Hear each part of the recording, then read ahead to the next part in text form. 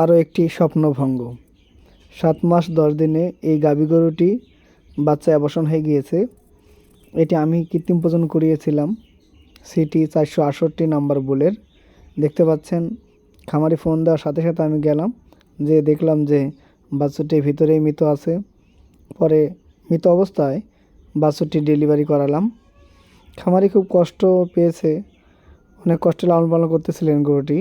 মাত্র 7 মাস 10 দিন পেটে বাচ্চা অবস্থায় বাচ্চাটি অ্যাবর্শন হয়ে গিয়েছে। এটি অনেক কারণে বাচ্চা অ্যাবর্শন হয়ে যেতে পারে। অপুষ্টিজনিত সমস্যা হতে পারে, বিভিন্ন রোগে আক্রান্তর কারণে অ্যাবর্শন হয়ে যেতে পারে, আঘাতজনিত কারণে অ্যাবর্শন হতে পারে। বিভিন্ন ধরনের রোগ আছে যেগুলোর কারণেও কিন্তু বাচ্চা অ্যাবর্শন হয়ে যেতে পারে। অতএব আপনি সচেতন হবেন, দেখবেন যে অনেক অংশেই এই গর্ভপাত থেকে রক্ষা পেতে পারে আপনার খামারটি। এবং বিস্তারিত জানতে হলে অবশ্যই উপজেলা প্রাণী সম্পদ কর্মকর্তার সাথে যোগাযোগ করলে এই বিষয়ে আরও সঠিক জ্ঞান ও ধারণা পাবেন। সবাইকে অসংখ্য ধন্যবাদ।